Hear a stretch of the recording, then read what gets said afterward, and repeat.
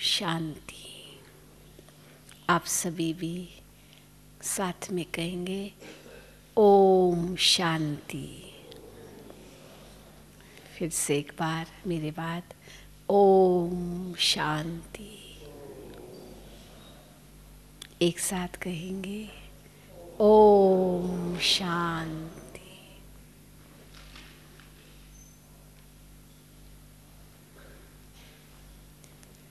प्रातःकालीन सत्रों में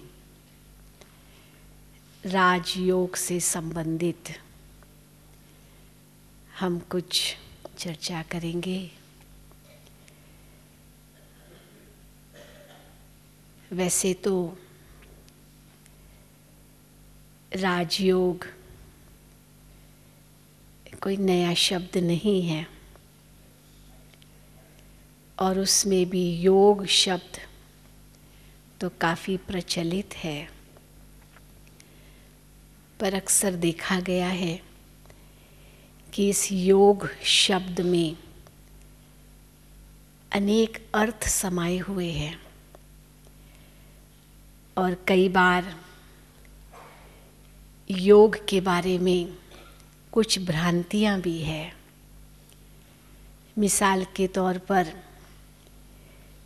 जो युवा पीढ़ी है वह सोचती है कि योग वोग हमारे लिए नहीं है, ये तो वे उन लोगों के लिए है जो इस संसार को छोड़ देते हैं, सन्यासी बन जाते हैं, अपनी जिम्मेदारियों को छोड़ देते हैं। हम तो अभी युवा हैं, अभी तो बहुत जिम्मेदारियां निभानी हैं, अभी हम संसार को क्यों छोड़ें। तो वे ये सोचते हैं कि योग केवल उनके लिए है जो संसार छोड़ देते हैं। पर दूसरी ओर कई बुजुर्ग लोग योग शब्द से इसलिए भी घबराते हैं क्योंकि उनके मन में ये भ्रांति है कि योग कुछ क्रियाओं का नाम है जिसे योगासन कहते हैं और योगासन के नाम पर अलग अलग योगा स्कूल्स चारों तरफ खुले हुए हैं जहाँ शारीरिक क्रियाएं सिखाई जाती है व्यायाम के रूप में और उसे लोग योग कहते हैं। परंतु योग तो जीवन जीने की कला सिखाता है, न हमें संसार छोड़ने के लिए प्रेरणा देता है और न ही कुछ शारीरिक क्रियाएं ही सिखाता, परंतु संसार में रहते हुए कमल फूल सदृश कैसे रहना है ये हमें योग सिखाता है।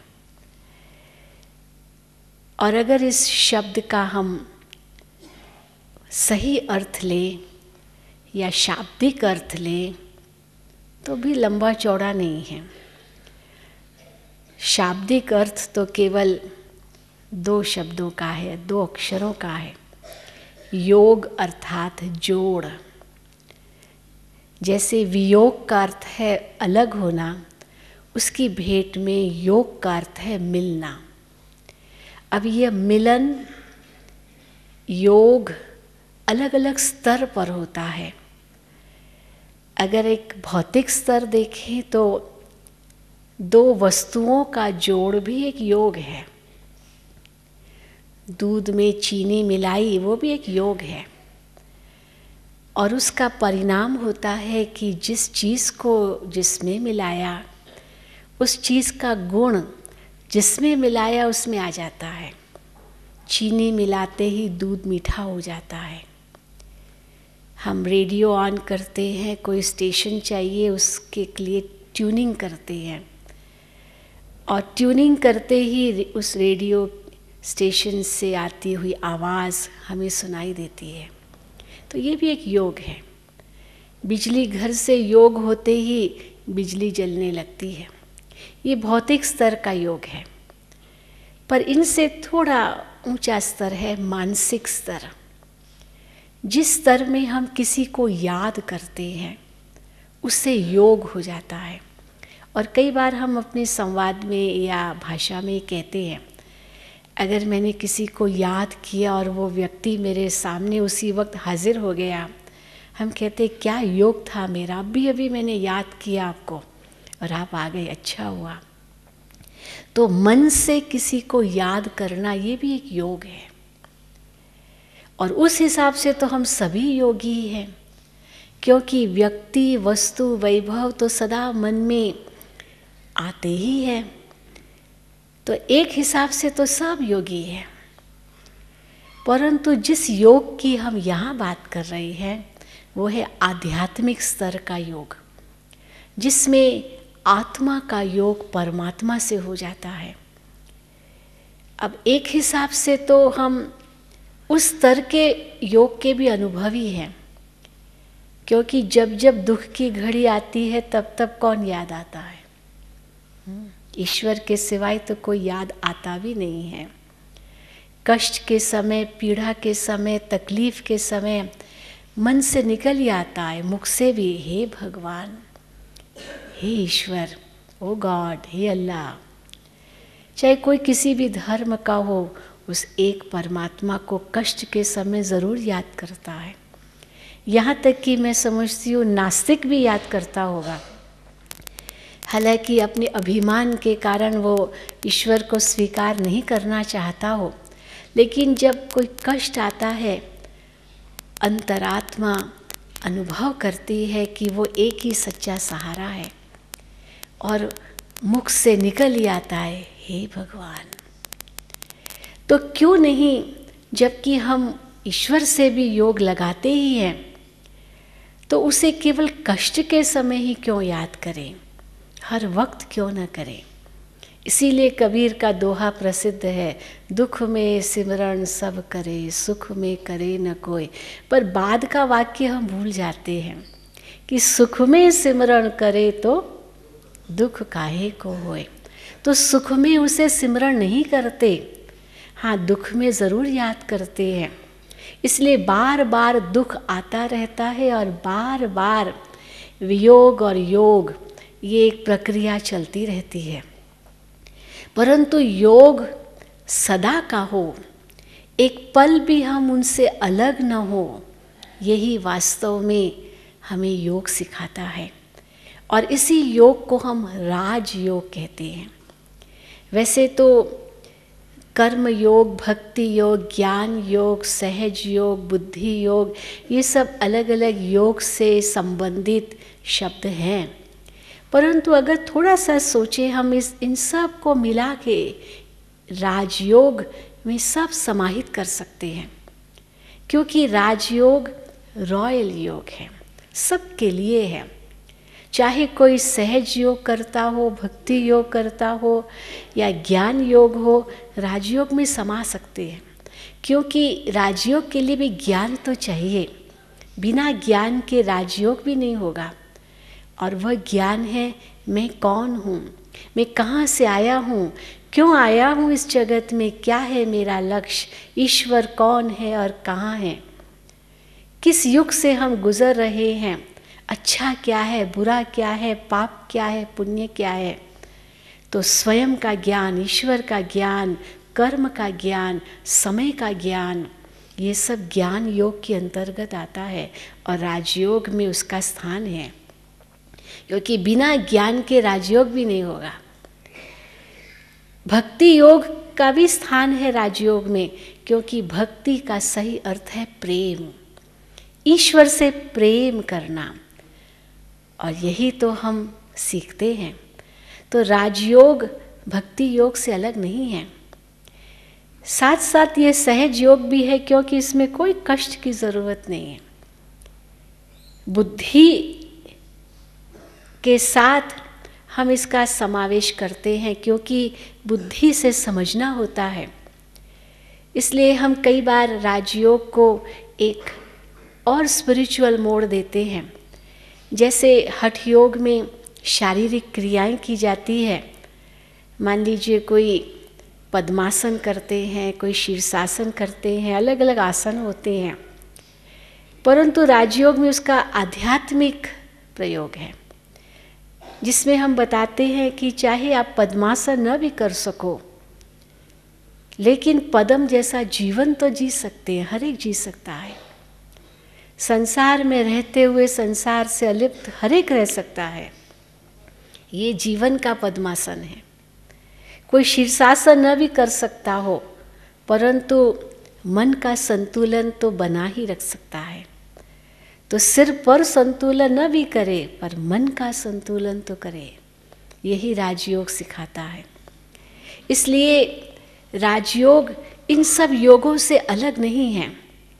तो सहज योग, बुद्धि योग, ज्ञान योग, समत्व योग, ये सब राजयोग के अंतर्गत आते हैं। और क्यों इसे राजयोग कहा? क्योंकि राज अर्थात सबका राजा, जिसमें जो सबसे ऊंचे से ऊंचा है उससे योग। व्यक्ति का व्यक्ति से योग तो साधारण बात है, व्यक्ति का देव से योग भी साधारण बात है, परंतु देवों के देव से योग, जिनसे कोई ऊंचा नहीं, उनसे आत्मा का योग, ये राजयोग है। फिर उसके लिए तरीका भी सबसे ऊंचा है, क्योंकि कई तरीके अपनाए जा सकते हैं।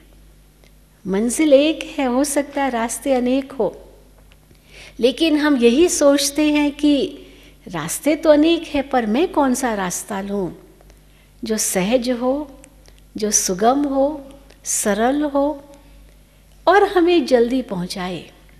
वही रास्ता हम चुनना चाहेंगे। रास्ते तो अनेक होंगे, लेकिन कई कठिन होंगे, कई कष्टदायक होंगे, कई लंबे होंगे, पर सहज भी हो, सुगम भी हो, सरल भी हो और स्पीडी भी हो, ये सब हम चाहेंगे। निर्विघ्न भी हो।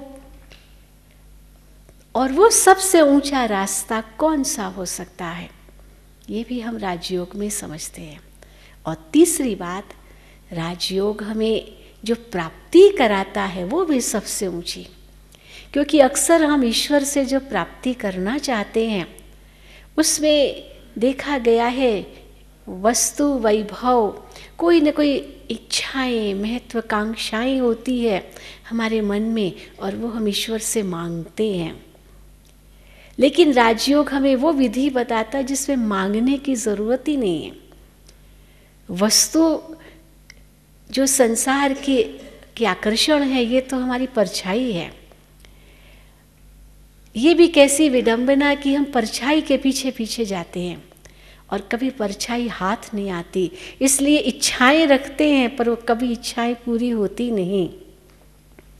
तो राजयोग हमें सिखाता है कि एक ही इच्छा रखो और उसमें सब कुछ आ जाएगा, और वो इच्छा है ईश्वर को पाने की। वो एक चाबी है जिससे सर्व प्राप्ति हो सकती है, क्योंकि परमात्मा सर्व गुणों का सागर है।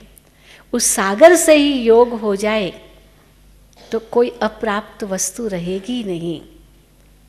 इसलिए सबसे ऊंचे से ऊंचे के साथ योग, सबसे ऊंचे तरीके से योग और सबसे ऊंची प्राप्ति कराने वाला योग, ये है राजयोग।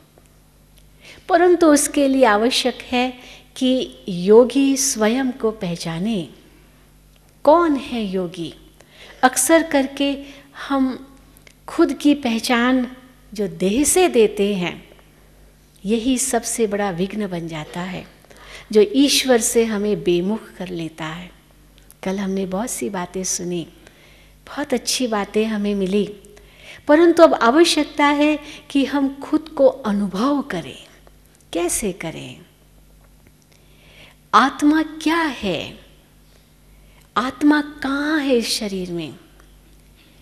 अक्सर करके जब ये प्रश्न पूछा जाता है आप कौन हैं, तो हमें अलग अलग उत्तर मिलते हैं, परंतु हम उनको 3 भागों में बांट सकते हैं उन उत्तरों को।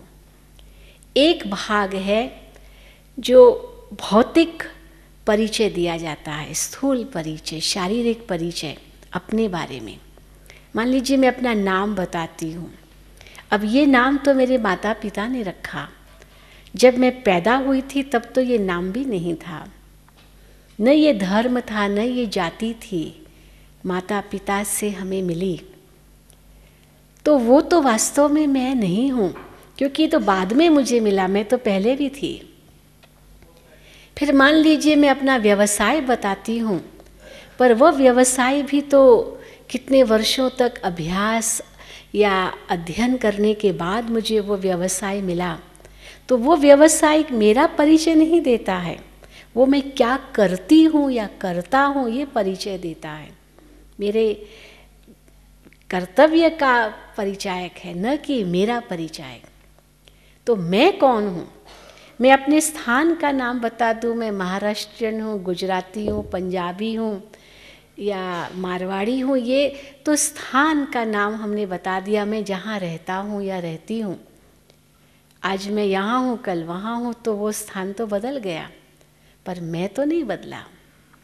इसलिए शरीर और शरीर से संबंधित जितनी भी बातें बताते हैं, ये सब एक कैटेगरी में आएगा, जो परिवर्तनशील है, जो विनाशी है। और जो विनाशी और परिवर्तनशील है वो आध्यात्म में असत्य माना गया है। विडंबना तो ये है कि विज्ञान और आध्यात्म में कभी कभी एक टक्कर सा हो जाता है, पर दोनों को मिलाने की आवश्यकता है। विज्ञान कहता है कि जो दिखाई देता है वही सत्य है, और आध्यात्म कहता है जो दिखाई देता है वो तो सब असत्य है, क्योंकि वो विनाशी है या परिवर्तनशील है। वो सत्य कैसे हो सकता है? सत्य तो अविनाशी है, सत्य तो नित्य है, सत्य तो अपरिवर्तनशील है। तो फिर मैं कौन? तो कई लोग फिर दूसरे प्रकार के रूप से अपना परिचय देते हैं और समझते हैं कि ये ईश्वर के आगे नम्रता जता रहे हैं हम। जैसे हम कहेंगे मैं तो नीच हूँ, मैं तो पापी हूँ, दास हूँ, कपटी हूँ, गंदा हूँ, बंदा हूँ, चरणों की धूल हूँ, मिट्टी हूँ, मूर्ख हूँ, निर्बल हूँ। हम सोचते हैं ईश्वर के आगे यही नम्रता है। वास्तव में ये भी ज्ञान या नम्रता की बात नहीं है, ये तो हीनता है। क्योंकि दूसरी ओर हम ये भी कहते हैं हम ईश्वर के बच्चे हैं, त्वमेव माताश्च पिता कहते हैं। तो माता पिता इतने ऊंचे और बच्चे इतने नीच, तो ये तो उस परमात्मा का अपमान है। क्योंकि पिता अगर इतना ऊंचा हो तो बच्चे तो भी वो भी तो ऊंचे होने चाहिए। अगर बच्चे नीच और पिता ऊंच तो अपमान किसका हुआ? हा? पिता का हुआ। तो परमात्मा इतना ऊंचे से ऊंचा भगवान, और हम उनके बच्चे, तो माता पिता हम बालक तेरे कहते हैं, और हम इतने नीच। तो ये भी ज्ञान नहीं है, ये भी मैं नहीं हूँ। तो फिर मैं कौन हूँ? आवश्यकता है जानने की। जैसे स्वामी विवेकानंद, स्वामी दयानंद सरस्वती, वे विवेकानंद या स्वामी दयानंद सरस्वती कोई जन्म से नहीं थे। हाँ, जिस समय वे अपने गुरु के पास गए और गुरु ने पूछा आप कौन हैं, नरेंद्र नाम का व्यक्ति उनके सामने गया, या मूल शंकर नाम का व्यक्ति उनके सामने गया, गुरु से पूछा गुरु ने पूछा आप कौन हैं? तो उस साधारण व्यक्ति ने उस समय यही कहा, मैं नहीं जानता मैं कौन हूँ। गुरु ने पहचान लिया कि यही मेरा अनन्य शिष्य बन सकता है, यही जान सकता है कि मैं कौन हूँ, यही मेरा उत्तराधिकारी बन सकता है। और वही विवेकानंद और स्वामी दयानंद सरस्वती बन गए। तो हम देखते हैं कि हम अपने आप को पहचानते हैं तो हम क्या से क्या बन सकते हैं, पर आवश्यकता है उसकी पहचान की। पर एक चौथी भी कैटेगरी है। एक विचित्र उत्तर मुझे किसी युवक ने दिया। मैंने उनसे पूछा आपको पता है आप कौन हैं? तो यह कहने की बजाय कि मैं फलाना हूँ या नहीं जानता, उसने बड़ा विचित्र उत्तर दिया। उसने कहा मैं कुछ भी नहीं हूँ, मैंने कहा कुछ भी नहीं हो, कुछ तो हो, तभी तो उत्तर दे रहे हो कि मैं कुछ भी नहीं हूँ। परंतु वो तैयार भी नहीं था सुनने के लिए, क्योंकि जब मैंने उनसे पूछा कि आप जानना चाहते हो आप कौन हो, कहते जानना भी नहीं चाहता हूँ। तो आप सोच सकते हैं कि उसके मन में कितना अंधकार होगा, उसका भविष्य कितना अंधकारमय उसे दिखाई दे रहा होगा। जो आज के युवा पीढ़ी के अंदर हम देख रहे हैं, एक डिप्रेशन की बीमारी, निराशा की बीमारी, ये भी एक बीमारी है, जो अंतर शक्ति का ह्रास हम करते जा रहे हैं, उसके परिणाम स्वरूप। तो राजयोग एक ऐसा सरल मार्ग देता है जिसके आधार से हम खुद को पहचानने लगते हैं और पहचान करके उस परम सत्य का अनुभव करने लगते हैं। तो कौन हूँ मैं? इसका सरल उत्तर यही है कि मैं वही हूँ जो मैं अपने जीवन में चाहता हूँ। अब आप कहेंगे क्या चाहते हैं? शांति चाहते हैं, खुशी चाहते हैं, प्यार चाहते हैं, शक्ति चाहते हैं। ये चाहते हैं हम सब। केवल धन या वैभव या मान शान, इज्जत, मर्तबा यही केवल नहीं चाहते हैं। अंतिम लक्ष्य वही है, शांति, प्रेम, खुशी, आनंद, शक्ति। स्वामी विवेकानंद को कुछ धन की आवश्यकता पड़ी थी एक दिन, तो उसने अपने गुरु से कहा मुझे धन की आवश्यकता है। गुरु ने कहा माँ से मांगो। माँ के पास गया, लेकिन हिम्मत नहीं पड़ी कि मैं धन मांगूं, और मुख से यही निकला, माँ शक्ति दो, ज्ञान दो। तो देखा जाए कि धन मांगना ये तो बहुत ही निम्न बात है, परंतु राजयोग तो हमें इनसे ऊंचा ले जाता है। ये भी नहीं हम कहते कि शक्ति दो, ज्ञान दो, प्रेम दो, शांति दो, ये भी भिखारीपना है। वास्तव में मैं तो हूँ ही वो, मांगने की क्या आवश्यकता। इसीलिए कहा है बिन मांगे मोती मिले, मांगे मिले न भीख। हम शांति की भीख मांगते आए, हे प्रभु शांति दो, शांति दो, शांति दो, और शांति से कोसों दूर चले गए। ये तो ऐसे हुआ जैसे हम किसी अंधेरी कोठरी में जाएं और एक काली बिल्ली को ढूंढ रहे हैं जो वहाँ नहीं है। कैसे मिलेगी हमें? तो शांति कहाँ मिलेगी? क्या बाहर है वो शांति? पर भीतर है। पर भीतर भी कहाँ? क्या शरीर को काटने से मिलेगी? किस में है? तो आवश्यकता है उस स्वयं के सत्य स्वरूप को पहचानने की। परंतु क्योंकि अंतर अंधेरा है और बाहर उजाला है, चकाचौंध है, इसलिए बाहर की ओर आकर्षण होता है। मिसाल आता है कि एक व्यक्ति अपने घर में प्रवेश होने के लिए चाबी घुमाई दरवाजे को खोलने के लिए, लेकिन चाबी गिर गई। चाबी तो वहीं गिरी, परंतु वहाँ अंधेरा था, स्विच तो अंदर था। कैसे जाए भीतर? सोचा मैं क्या करूं, कहाँ ढूंढूं? अंधेरा है, टॉर्च भी नहीं है। तो आसपास नज़र घुमाई तो सड़क पर स्ट्रीट लाइट जल रही थी, वहीं चला गया चाबी ढूंढने लिए। लोग मिल गए, पूछने लिए क्या बात है? कहा चाबी गुम हो गई, घर कैसे जाऊं? वे भी ढूंढने लग गए, बेचारा घर कैसे जाए। लेकिन अनायास किसी ने पूछ लिया, पहले ये तो बताओ कि गिराई कहाँ? तो उसने कह दिया गिराई तो घर के पास। अब गिराई घर के पास और ढूंढ रहे हो सड़क पर, तो कहा क्या करूं, वहाँ तो अंधेरा है। अब अंधेरा है तो कैसे वहाँ ढूंढे? अंदर में झांकने के लिए न समय है और न शक्ति है। डर लगता है कई बार डर लगता है अंदर देखने के लिए भी। सोचते पता नहीं क्या क्या निकल आएगा, इसीलिए बाहर जहाँ चकाचौंध है वहीं हम देखें, वही प्रकाश है।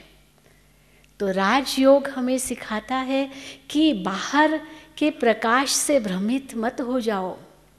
अंतर का प्रकाश है, उसको पहचानो। अंतर में जाकर खुद को अनुभव करो कि इस देह से एक न्यारी शक्ति हूँ मैं। अब आत्मा भी जब कहते हैं तो भी प्रश्न उठता है, आत्मा है क्या चीज़? केवल इतना ही कह देना आत्मा जलती नहीं, कटती नहीं, सूखती नहीं, गीली होती नहीं, यही पर्याप्त नहीं है। पर मैं अगर आत्मा हूँ तो क्या हूँ, कैसी हूँ, कहाँ हूँ, क्या मेरा स्वरूप है और कैसे इस शरीर से मैं कार्य करती हूँ, इसको कहते हैं खुद को पहचानना। और जब हमने उस रूप से खुद को पहचान लिया तो ईश्वर को पहचानना बहुत सहज है। इसीलिए कहते हैं self realization leads to God realization. तो सेल्फ की पहचान क्या है? क्या है आत्मा? आत्मा एक ज्योति है, प्रकाश का पुंज है, चमकता हुआ एक सितारे की तरह है। हम अनेक सितारे आकाश में देखते हैं, पर मैं भी एक सितारा हूँ और स्वप्रकाशित सितारा हूँ। वे सितारे तो फिर भी सूरज से प्रकाश लेते हैं, मैं तो स्वप्रकाशित सितारा हूँ जो कभी न बुझने वाला हूँ। न मुझे किसी से प्रकाश लेने की आवश्यकता है जो मेरे अंदर उजाला आए, मैं हूँ ही स्वप्रकाशित, परंतु उसका अभ्यास करने की आवश्यकता है। अग्नि को प्रकाश या तेज बाहर से लेने की जरूरत नहीं है, वो तो है ही प्रकाशित। आत्मा स्वप्रकाशित शक्ति क्या है? क्या है उसके अनुभव? तो आज हम देखेंगे मैं कौन हूँ। वैसे देखा जाए आत्मा जब शरीर में प्रवेश होती है तभी जीव आत्मा कहते हैं, और जीव आत्मा के लिए कहा गया है जीव आत्मा अपना मित्र अपना शत्रु है। तो प्रश्न उठता है कि कर्ता कौन है? अक्सर यह एक विचारधारा है हम सबकी कि आत्मा कर्ता नहीं है, पर सोचने की बात है कि आत्मा कर्ता कैसे नहीं है, क्योंकि जो कर्ता है वही भोगता है। तो प्रश्न है कि भोगता कौन है, तो पता चलेगा कि कर्ता कौन है। तो कई सोचते शरीर भोगता है। अब आप बताइए शरीर अपने आप कैसे भोगेगा अगर उसमें आत्मा न हो? मृतक शरीर क्या भोगता है? अनुभव नहीं है। तो कौन भोगता है? मान लीजिए आज गाड़ी का एक्सीडेंट हो जाए, चोट लगी गाड़ी को जरूर, लेकिन दोष गाड़ी का नहीं है, दोष तो ड्राइवर का है। ड्राइवर जेल में जाएगा ना कि गाड़ी? पेनल्टी ड्राइवर भरेगा, कोर्ट का केस ड्राइवर पर लगेगा ना कि गाड़ी पर? वो तो गराज में चली जाएगी। तो मान लीजिए भोक्ता कौन है अगर ये समझ जाए तो कर्ता कौन है ये भी पता चल जाएगा। शरीर एक माध्यम है, साधन है। आज मैं बोल रही हूँ और मान लीजिए मेरे मुख से अपशब्द निकले तो आप माइक्रोफोन को तो दोषी नहीं बनाएंगे, किसके मुख से निकले? भले माइक्रोफोन साधन था, परंतु दोषी कौन है? ये हाथ, ये पैर, ये दोषी नहीं कहेंगे, ये तो साधन है। आंखें तो खिड़की है, खिड़कियों को क्यों दोष दें अगर दृश्य देखने वाला बुरी नज़र से देखता है? तो आँखों का क्या दोष? देखने वाले का दोष है। इसीलिए कई बार ट्रकों के पीछे लिखा रहता है, बुरी नज़र रखने वाले तेरा मुंह काला। श्राप मिल गया। बुरी नज़र रखने वाले को आँखों का दोष नहीं है। इस हाथ का क्या दोष? ये हाथ तो साधन है। एक चाकू का क्या दोष? चाकू तो साधन है। हाँ, एक चोर के हाथ में आ जाए, एक लुटेरे डाकू के हाथ में आ जाए तो हत्या कर ले, पर एक डॉक्टर के हाथ में आ जाए, एक सर्जन के हाथ में आ जाए, वो तो जान बचाएगा, क्योंकि उसके पास जान बचाने की कला है और उसके पास जान लेने की कला है। कल कला की बात हो रही थी, तो इसलिए उसमें हाथ का क्या दोष?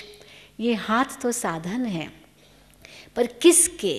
मेरे, मैं कौन? तो जब ये बात आती है तब समझ में आता है कि ये शरीर केवल एक साधन है, साधक तो मैं आत्मा हूँ। और अगर साधक मैं हूँ अर्थात कर्ता मैं हूँ, तो भोक्ता भी मैं हूँ। इसीलिए तो आत्मा के लिए ही जब हम शब्दों का प्रयोग करते हैं, पाप आत्मा, पुण्य आत्मा, धर्म आत्मा, महात्मा, देवात्मा, अब आत्मा ही पाप और पुण्य के निमित्त बनती है। अब इसको हम थोड़ा समझेंगे, जो इस विश्वविद्यालय में बताया गया है कि आत्मा के अंदर 3 शक्तियां हैं। ये आत्मा से अलग नहीं है। कई लोग इसे अलग समझ लेते हैं, इसलिए मूंझ जाते कि आखिर मैं कौन हूँ। कई मन को भी आत्मा से अलग करते हैं, समझते हैं मन तो अलग चीज़ है, आत्मा सदा ही शुद्ध है और मन सदा ही पापी है। और हम कहते हैं मन सदा ही पापी नहीं है और आत्मा सदा ही शुद्ध हो, ये भी नहीं है, क्योंकि पाप और पुण्य आत्मा ही अनुभव करती। मन सदा ही पापी क्यों है? मन तो एक शक्ति है। हाँ, आवश्यकता है उस मन को जीतने की, लेकिन मन को जीतने का मतलब ये नहीं है मन को मारना। वो दुश्मन नहीं है। दुश्मन को भी अगर मित्र बना दो, मान लो दुश्मन भी है कोई, दुश्मन को मित्र बनाना ये भी एक बहुत बड़ी शक्ति है। हत्या कर देना ये कौन सी बड़ी बात है? तो मन मेरा मित्र है, मन दुश्मन नहीं है। अगर ये मन की शक्ति न होती तो ये विज्ञान भी न होता, ये संसार भी न होता। पर है क्या चीज़ ये मन? वास्तव में मन आत्मा के सोचने की एक शक्ति है। प्रकृति सोच नहीं सकती। प्रकृति के अंदर अवश्य शक्ति अपने प्रकार की है। एक एक कौशिका में शक्ति है, ये प्रकृति की शक्ति है। रिप्रोडक्शन है, वेयर एंड टेयर है, ये सब इसकी शक्तियाँ हैं। लेकिन सोचने की शक्ति, फिर समझने की शक्ति, फिर कर्म करने की शक्ति, फिर उस कर्म का प्रभाव अपने में रिटेन करने की शक्ति, ये आत्मा है। इसलिए हम बताते हैं कि मन, बुद्धि और संस्कार, ये तीनों शक्तियाँ आत्मा की है, क्योंकि सोचने की शक्ति मन की है। पर मन सदा ही बुरा सोचता है ऐसी बात भी नहीं है, मन सदा अच्छा सोचता है ऐसी बात भी नहीं है। मन तो केवल सोच शक्ति है, क्योंकि मन पर भी कई बातों का प्रभाव पड़ता है। वातावरण, व्यक्ति, वस्तु, इन सब का प्रभाव पड़ता है। इसलिए मन में एक द्वंद्व अवश्य बनी रहती है। जैसे 2 वकील एक कोर्ट में लड़ रहे हैं, निर्णय नहीं दे सकते वकील, वो तो अपना केस लड़ेंगे, अपना बयान देंगे जो उनके अंदर है, अपनी बात रखेंगे, पर निर्णय तो जज देगा। तो ये मन के 2 पहलू हैं। एक पहलू वह है जो वातावरण, व्यक्ति, वस्तु, वैभवों से प्रभावित है, पर दूसरा पहलू वो है जो अंतर आत्मा से प्रभावित है। इसलिए ये द्वंद्व है मन के अंदर। जब हम कहते हैं मुझे समझ में नहीं आता मैं क्या करूं, एक मन कहता है करो, दूसरा मन कहता है नहीं करो, समझ में नहीं आता। मन तो एक ही है, 2 कहाँ से आए? लेकिन ये 2 पहलू हैं, एक ही सिक्के के 2 भाग हैं। लेकिन आवश्यकता है कि हम इस मन को शांत करें, तब तो बुद्धि काम करे। जैसे वकील शांत होंगे तभी तो जज निर्णय देगा। अब ये राजयोग हमें वो प्रक्रिया बताता है कि मन को शांत करके बुद्धि की प्रेरणा अनुभव करो, क्योंकि बुद्धि अंतर आत्मा की एक शक्ति है जो निर्णय देती है। अंतरात्मा की आवाज़ है, जो आत्मा से प्रभावित है, प्रेरित है। इसलिए मन की तुलना तरंगों से की है और बुद्धि की तुलना एक तराजू से की है। तरंगे तो एक क्षण में कहाँ से कहाँ पहुँच जाती है, पर ये तरंगे भी भौतिक नहीं है। स्थूल तरंगे जो प्रकृति की शक्ति की है, उसमें एक हद है। प्रकृति में जितनी भी तरंगे हैं या एनर्जी वेव्स है, उसमें प्रकाश की एनर्जी सबसे फास्ट है। इसलिए कहते हैं कि सूरज से प्रकाश धरती पर पहुंचने में 8 मिनट लगते हैं, क्योंकि परंतु फिर भी सबसे तेज ऊर्जा वही है प्रकृति की। पर मन से सूरज तक पहुंचने में कितनी देर लगती है? कितनी देर? एक क्षण। कितनी है उसकी स्पीड? मापी नहीं जा सकती। तो इसलिए मन सूक्ष्म है, ये स्थूल है ही नहीं। मस्तिष्क में इसका कहाँ स्थान है? कई वैज्ञानिक ढूंढने की कोशिश कर रहे हैं मस्तिष्क में मन का स्थान कहाँ है, पर ये मन का स्थान मस्तिष्क में कहाँ है, इसके लिए आत्मा का स्थान समझने की ज़रूरत होगी, तब मन का स्थान भी समझ सकेंगे। कोई वैज्ञानिक इसका प्रयोग नहीं कर सकता, क्योंकि ये प्रयोग, बाह्य प्रयोग की कोई बात ही नहीं है। तो मन तरंगे हैं जो एक क्षण में हमने सोचा और उस तक पहुंच गए, जहां जिसके बारे में सोचा। लेकिन ये मन की तरंगे आज बहुत चंचल हो गई है। आवश्यकता है इन्हें दिशा देने की। तो राजयोग इन्हें दिशा देता है, और उस दिशा के लिए उनसे ऊंची शक्ति है बुद्धि। इसलिए कहते हैं सोच समझ कर कर्म करो। अभी क्या हो गया है, क्यों मन चंचल है? क्योंकि इंद्रियों के प्रभाव में है। इंद्रियां मालिक बन गई है, मन उसके वश है, और फिर बुद्धि मन के वश हो गई है। It's like going opposite, reverse जा रहा है। रिवर्स कैसे जा रहा है? जैसे गाड़ी ड्राइवर को कंट्रोल कर रही है। होना चाहिए बुद्धि मन को वश में रखे, मन इंद्रियों को वश में रखे। परंतु क्योंकि हम खुद को भूल गए हैं और इंद्रियों का ही बोलबाला है, इसलिए इंद्रियां मालिक बन के मन को अंकुश में रख रही है, मन बुद्धि को अपने वश में रख रहा है। और परिणाम स्वरूप आगे जाने की बजाय पीछे ही जा रहे हैं। ईश्वर तक पहुंचने की बजाय देह के इंद्रियों में, व्यसनों में, विकारों में फंस रहे हैं। अब कैसे परिवर्तन करें? पहले हम ये सोचें कि मैं एक आत्मा हूँ, एक दिव्य ज्योति हूँ, प्रकाश का पुंज हूँ, एक चमकता हुआ सितारा हूँ, चेतन शक्ति हूँ, अजर हूँ, अमर हूँ, अविनाशी हूँ। और फिर मन और बुद्धि को समझने के बाद एक तीसरी चीज़ को समझेंगे, जो मुझ आत्मा की निजी शक्ति है। वो है मुझ आत्मा का असली स्वभाव। हर एक चीज़ का स्वभाव होता है। जल का अपना स्वभाव है, शीतलता। कितना भी आप उसे गर्म कर दें, गर्म हो जाएगा, पर फिर छोड़ दीजिए, शीतलता बाहर से नहीं आएगी, उसका अपना स्वभाव है। बाहर का तापमान गर्म होगा पर जल शीतल होगा। हवा का स्वभाव है वेग, तो वेग उसको कोई देता नहीं है, उसका अपना स्वभाव है। तो जैसे प्रकृति में हर तत्व का अपना स्वभाव है, ये उसका धर्म है, उसी को हम धर्म भी कहते हैं। तो आत्मा का धर्म क्या है? वही उसका असली स्वभाव है, और वह है शांति, प्रेम, सुख, खुशी, और उसके लिए ही सारा पुरुषार्थ है। और यही आत्मा के असली संस्कार है। जब हम संस्कार की बात करते हैं तो प्रश्न उठता है कि हमारे अनादि संस्कार कौन से हैं? वही संस्कार है जो हम चाहते हैं। और ये कैसे मिलेंगे? अंतर आत्मा का चिंतन करने से। इसीलिए कहते हैं as you think so you become.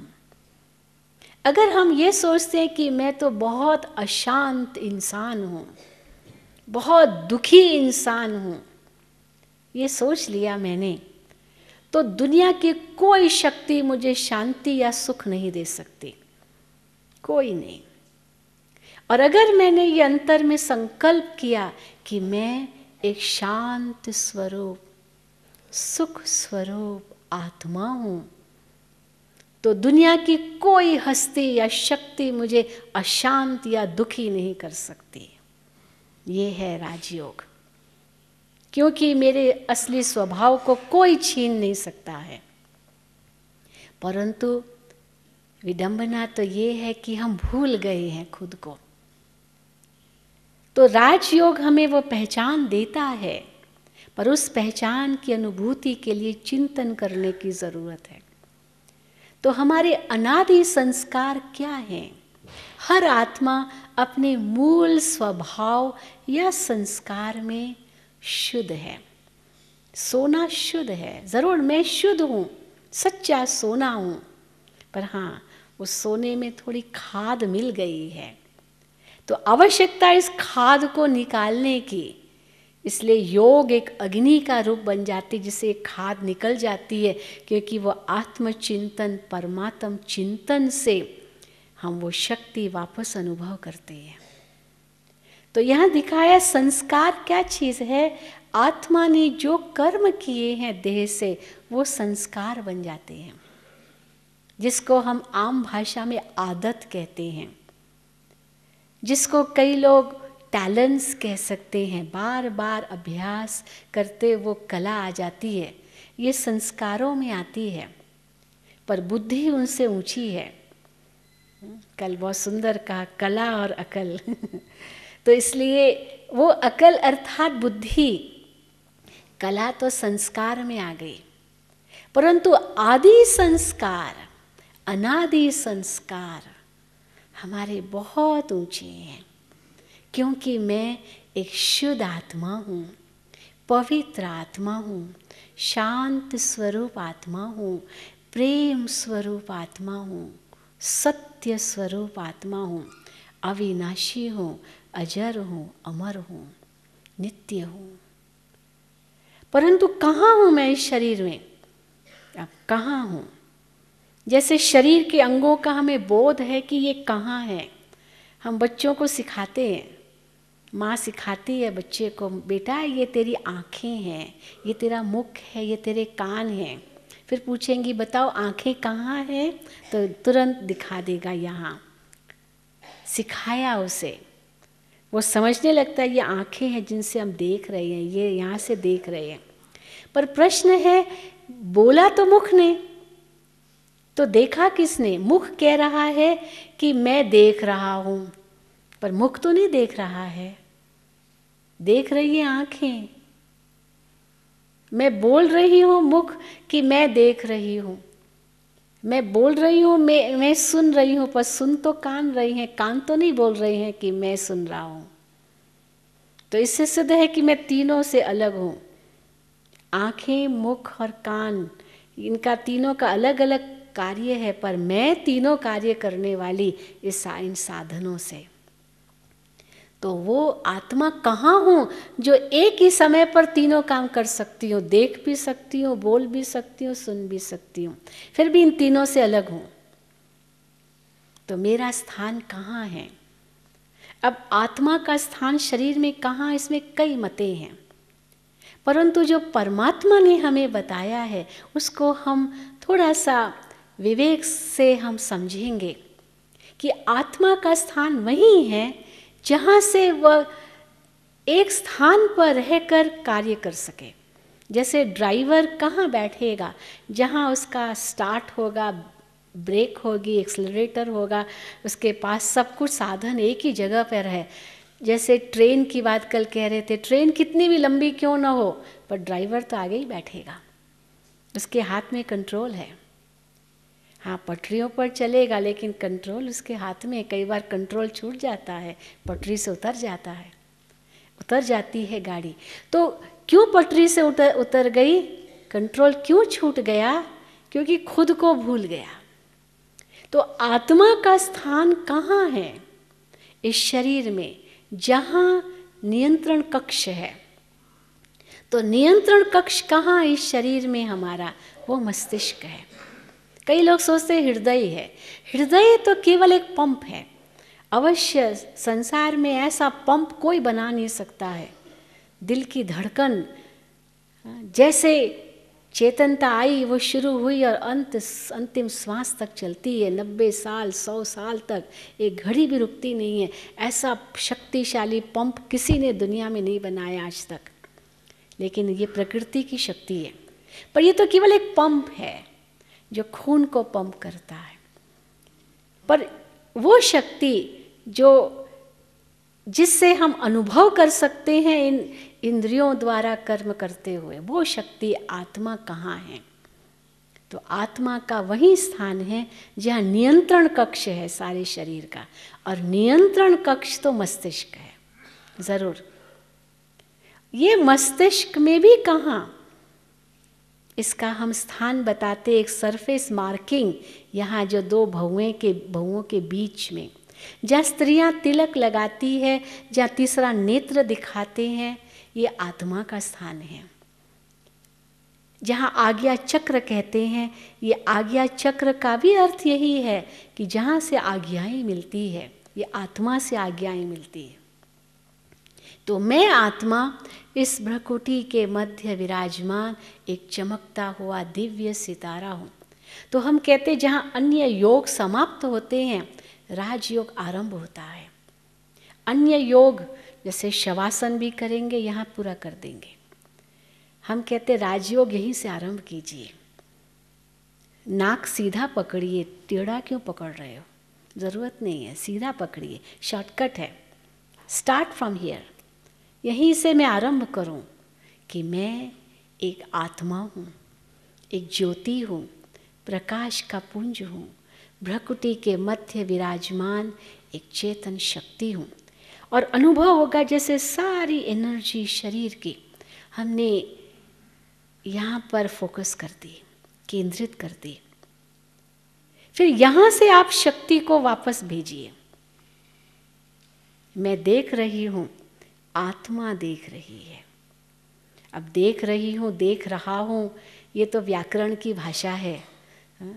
हम शरीर में है, चोला पुरुष का है या नारी का है, परंतु आत्मा को फिर भी फीमेल जेंडर कहेंगे तो चले, आत्मा देख रही है। पर वैसे देखो आत्मा पुरुष है। परमात्मा को परम पुरुष कहते हैं, एक शक्ति है।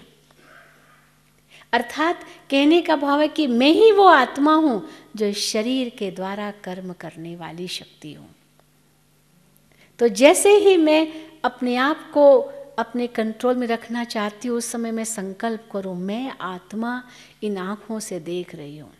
चाहूँ तो देखूँ, चाहूँ तो देखते हुए न देखूँ। मैं मालिक हूँ। आँखें मुझे वशीभूत क्यों करें? एक छोटी सी हंसी की बात बताते हैं कि दिखाते कि विश्वामित्र जैसे इतने बड़े ऋषि हजारों सालों तक तपस्या की, लेकिन जब उसकी परीक्षा ली गई, एक मेनका सामने आई, तो मेनका के सामने वो वशीभूत हो गया। हजारों सालों की तपस्या भंग हो गई। इतनी कमजोरी। हम कहते हैं क्यों ये कमजोरी थी? इसका कारण है कि आत्मा की अनुभूति नहीं थी। आंखों को केवल खिड़की मात्र नहीं समझा, देह भान गया ही नहीं था, और आंखें बंद करके रखी थी। और जैसे ही आंखें खोली, क्योंकि हट से बंद करके रखी थी, और खोलते ही वह कामातुर हो गए, अर्थात वशीभूत हो गए। आंखों ने धोखा दे दिया। परंतु आंखें चाहे कितनी भी खुली क्यों न हो, पर मैं इन आंखों से किसको देखूं? आत्माओं को देखूं। सब आत्माएं हैं, अपने अपने भ्रकुटी के सिंहासन पर विराजमान। ये आत्मा का अकाल तख्त है। जैसे वो अकाल तख्त अमृतसर में दिखाते, जहाँ से आज्ञाएं मिलती है, ये आत्मा का अकाल तख्त है। आत्मा आज्ञा करे इंद्रियों को, न कि इंद्रियां आज्ञा करे आत्मा को। मैं इन आँखों से देख रही हूँ। अब देखते हुए न देखूं या देखते हुए आत्मा देखूं, ये दृष्टि शुद्ध हो जाएगी। इस जीव को हम क्या दोष दें? ये तो 2.5 इंच की ज़ुबान है। ये किसी को तख्त पर बिठाए तो किसी को तख्ते पर लटकाए, तो हम दोष जीव को क्यों दें? तो मैं कौन हूँ ये जब समझ जाएंगे तो इंद्रियों को भी हम अपने वश में रख सकते हैं, अंकुश में रख सकते हैं। ये आत्मा का पाठ राजयोग का प्रथम पाठ है। तो जैसे ही मैंने ये निश्चय किया कि मैं एक ज्योति बिंदु आत्मा हूँ, इस देह से भिन्न हूँ, ये शरीर मेरा एक साधन है, एक वस्त्र है, मैं जब चाहूँ इनसे न्यारा हो जाऊँ। तो आंखें बंद करके मैं न्यारा हो जाऊँ ज़रूरी नहीं है, मन और बुद्धि से उड़ जाऊँ। एक मिसाल हम देते हैं कि एक पक्षी बिल्ली को देखता है, बिल्ली आ रही है, डर के मारे आंखें बंद कर देता है, बिल्ली नहीं देख रही है, बंद आंखें की, बिल्ली तो उसे देख रही है पर वो नहीं देख रहा है, और बिल्ली उसको पकड़ भी लेगी, उसे पता भी नहीं चलेगा, आंखें तो बंद है, धोखा खा लेता है।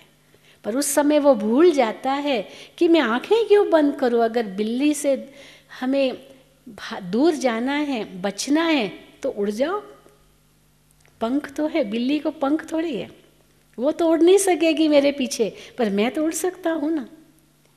तो हम क्या करते, जो मेरे सामने विघ्न आया उसके प्रभाव में आ जाते हैं, क्योंकि हम भूल जाते कि मैं तो एक आत्मा हूँ, मेरे पास तो पंख है। वो पंख ज्ञान और योग के पंख है, उमंग उत्साह के पंख है। एक सेकंड में मैं न्यारा हो सकता हूँ, एक प्रकाश का मेरे सामने कवच बन जाएगा। कल कवच की बात चल रही थी, वो कवच मेरी सुरक्षा करेगा। ये तो बहुत सुंदर अनुभव है, परंतु उसके लिए क्या अभ्यास चाहिए कि मैं इस देह से न्यारी आत्मा हूँ। इस देह में तो मैं साधक रूप में ज़रूर हूँ, इस संसार रूपी रंगमंच पर अभिनेता रूप में हूँ, तो कहाँ से आया हूँ और क्यों आया हूँ?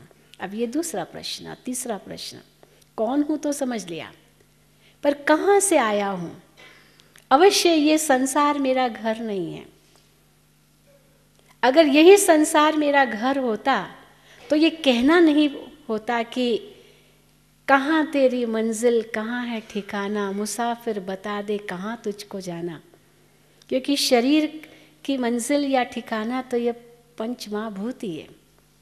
तो पंच महाभूत उसकी मंजिल है, तो पूछने की भी ज़रूरत क्या है कि कहाँ तेरी मंजिल, कहाँ तेरा ठिकाना।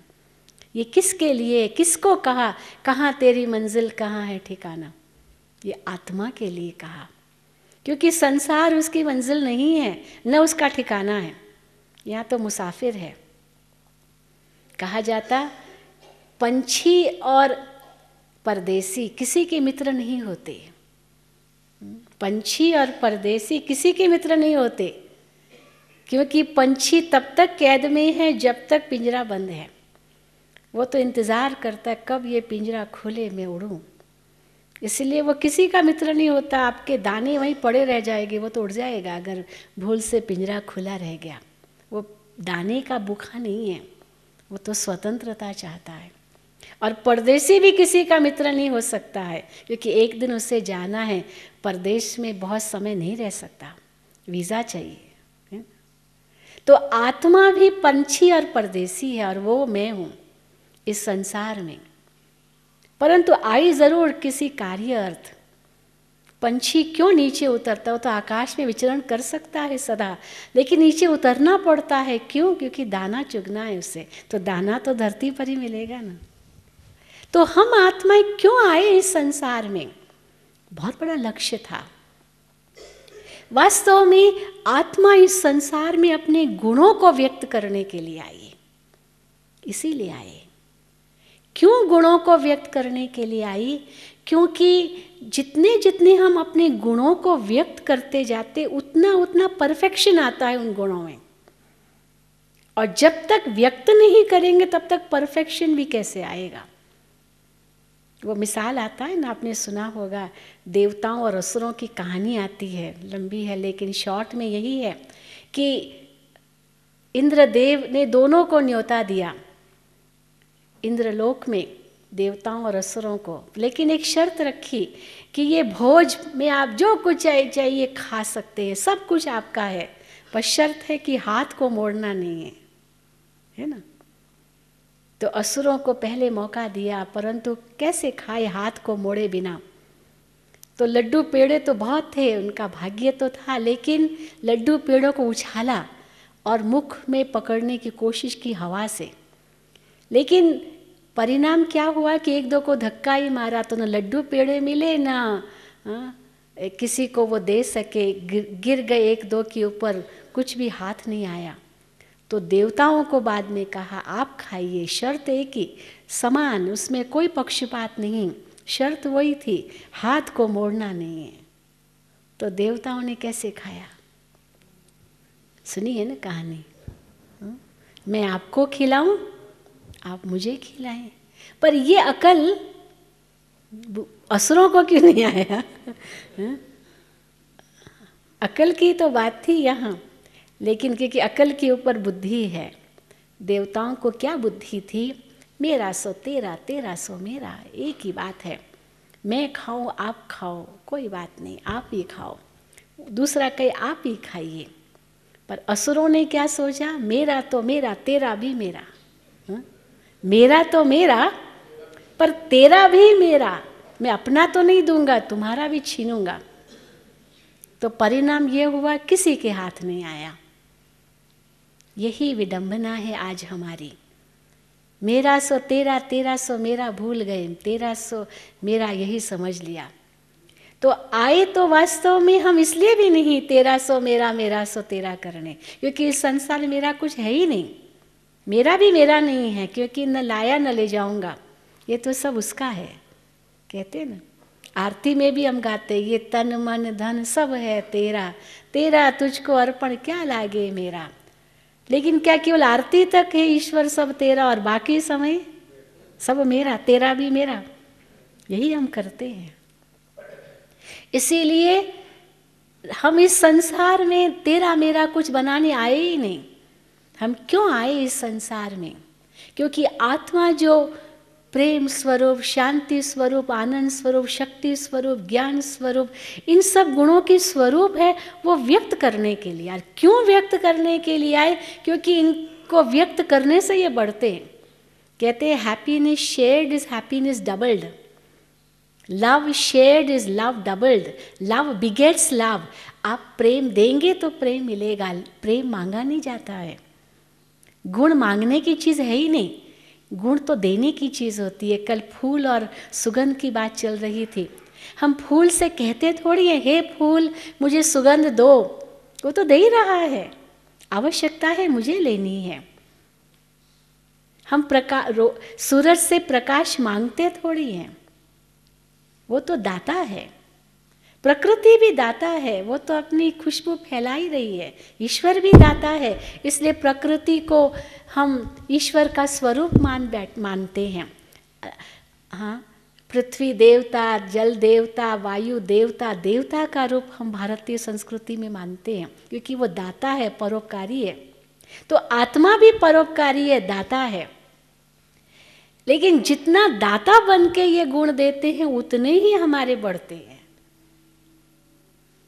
और अगर अपने पास संकुचित करके रखा तो हमारे से भी वंचित हो जाते हैं। यही तो इनकी बात है।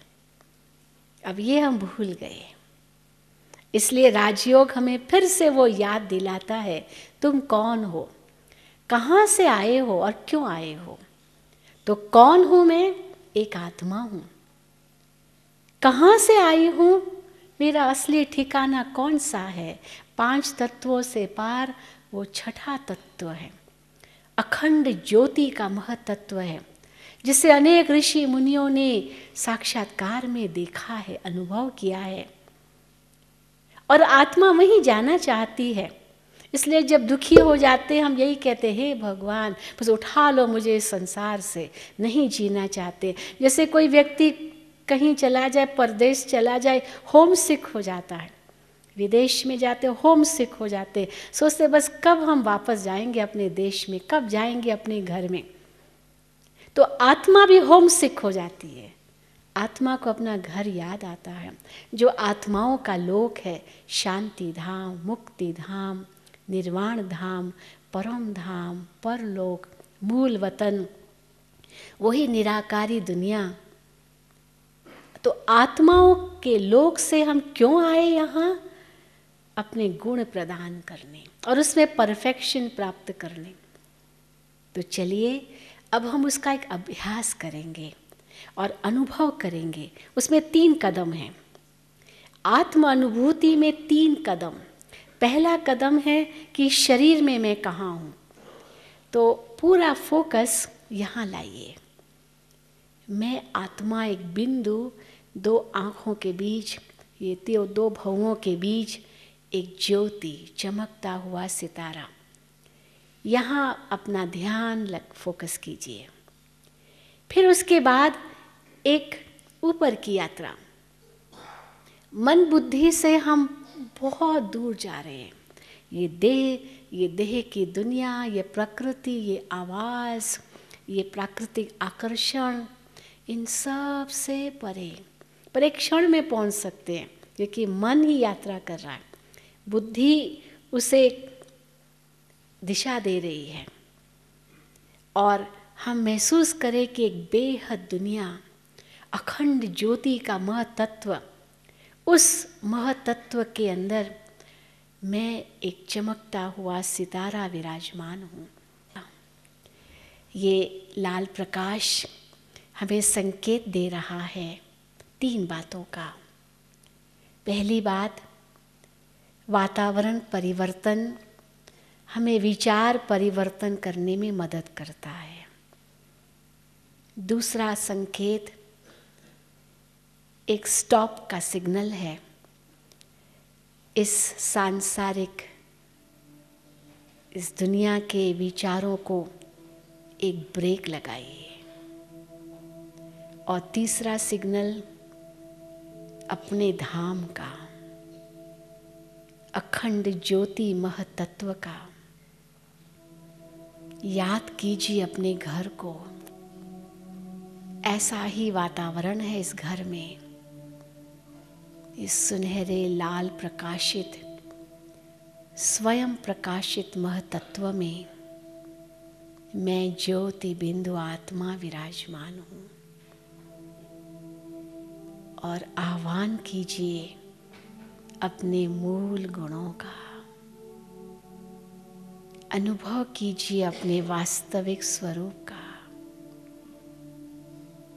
तो चलिए सीधा बैठेंगे। हठ क्रिया करने की आवश्यकता नहीं। संयम बरतते समय ये ज़रूर संयम है कि जितना हो सके शरीर को स्थिर बनाएं। एक सामान्य स्थिति में सामान्य रूप से श्वास लेते हुए खुद को देह से न्यारा बनाने का प्रयत्न करें। जिस प्रकार शरीर पर वस्त्र पड़े हैं, ये वस्त्र अलग हैं, इसी प्रकार शरीर भी वस्त्र है। मैं इनसे अलग हूँ।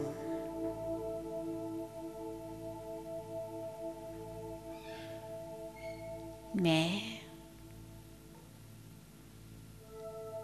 एक आत्मा हूँ।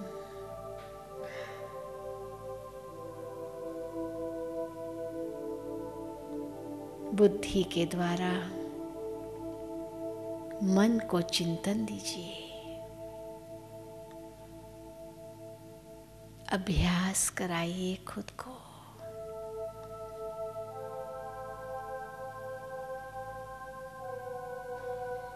अंतर में जाइए।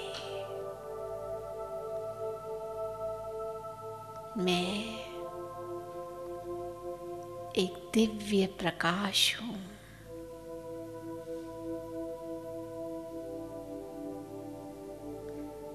अजर अमर अविनाशी ज्योति हूँ।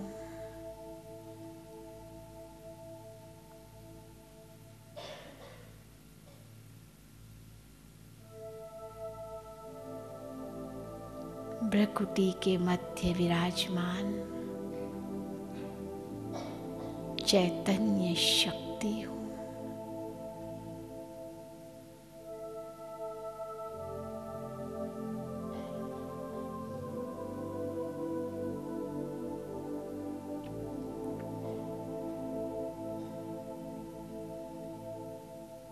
ये शरीर मेरा एक साधन है।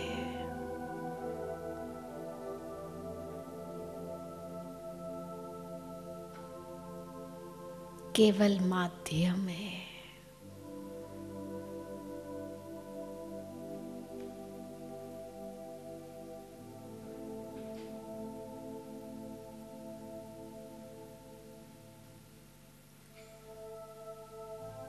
जिसके द्वारा मुझ आत्मा ने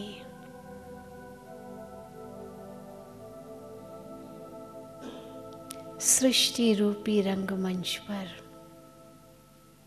अभिनय किया,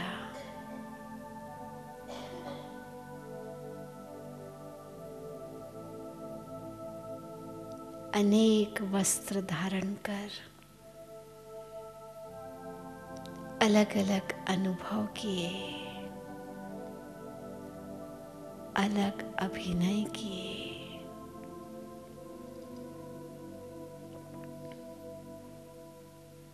अब मुझे अपने निज स्वरूप का फिर से अनुभव करना है।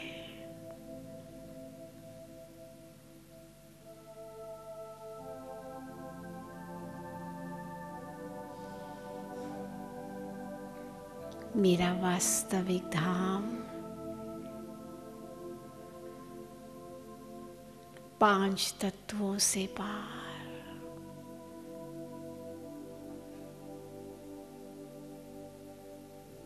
अखंड ज्योति का महतत्व है।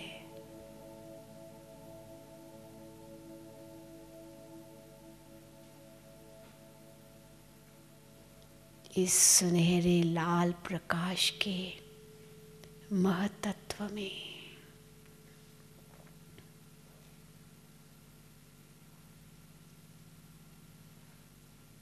मैं चमकता हुआ सितारा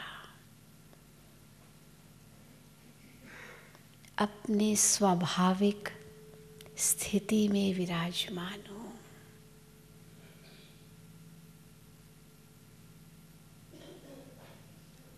मैं आत्मा अपने निज स्वभाव में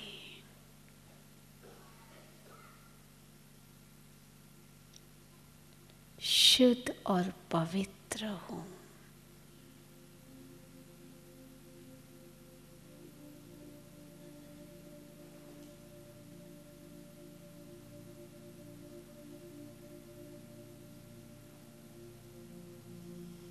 शांत स्वरूप हूँ।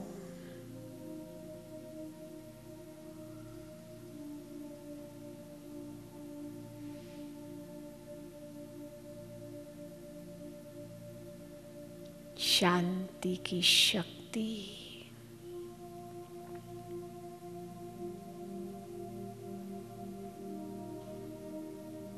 मुझ आत्मा में समाई हुई है।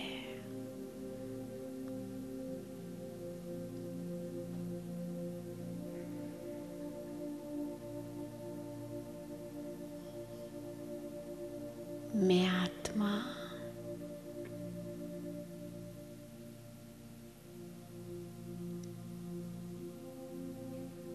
निज धाम में निज स्वरूप में हूँ।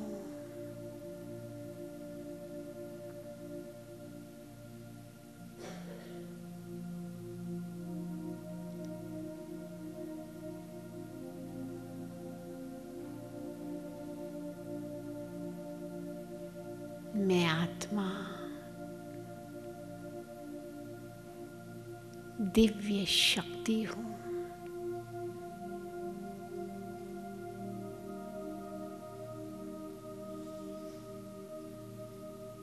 प्रकृति जीत हूँ।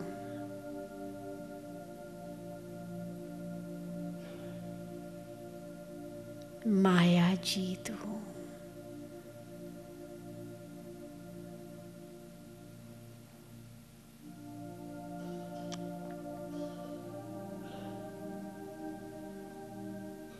अत्यंत हल्की हूँ।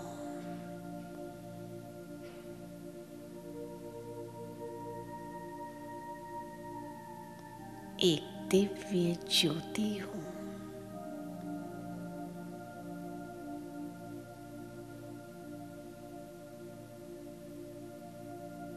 प्रकाश का पुंज हूँ।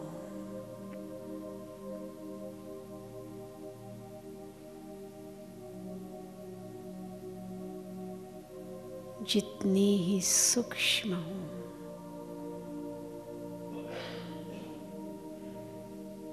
उतनी ही बेहद शक्ति है मुझ में।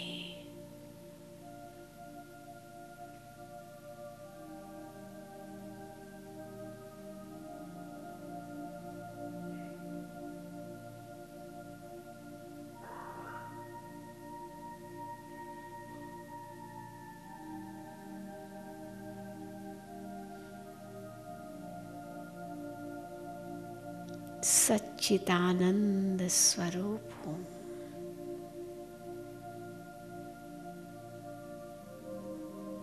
अविनाशी हूँ।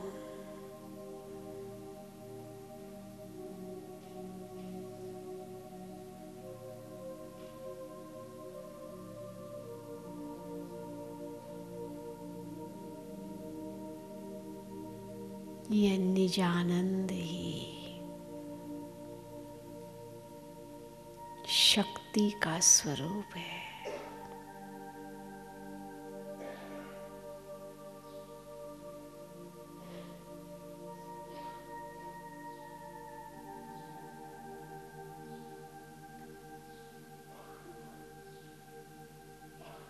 कितनी न्यारी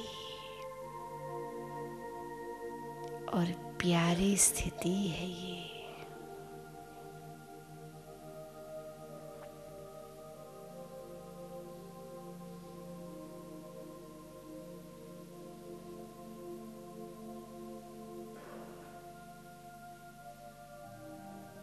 मैं आत्मा अपने चारों ओर प्रकाश का अनुभव कर रही हूँ।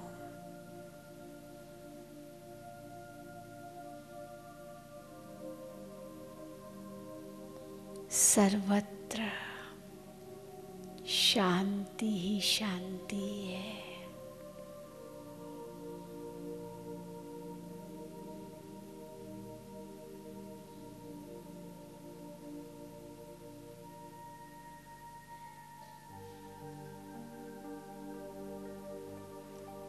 मैं अपने वास्तविक स्वरूप को पहचान रही हूँ।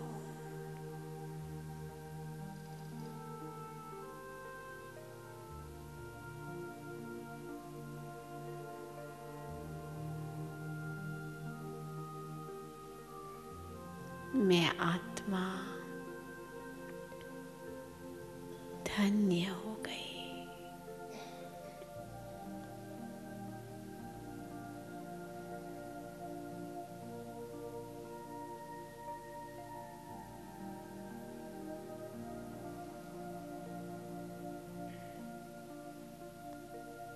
अब इस शक्ति को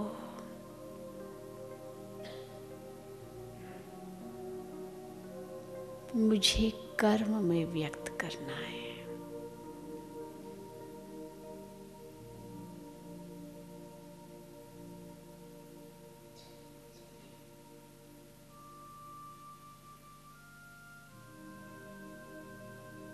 तब ही मेरा जीवन सार्थक होगा।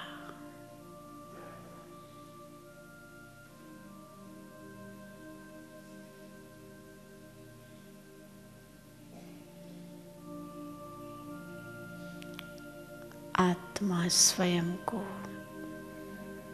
शांति की शक्ति से भरपूर कर रही है।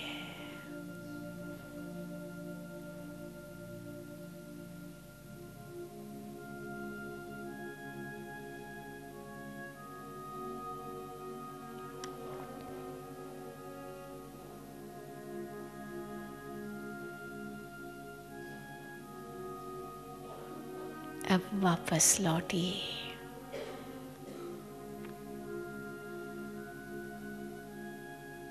कर्म क्षेत्र पर शरीर रूपी माध्यम में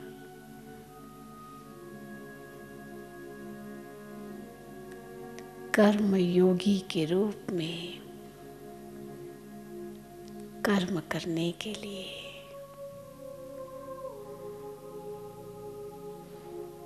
यही राजयोग की सार्थकता है। ओम शांति शांति।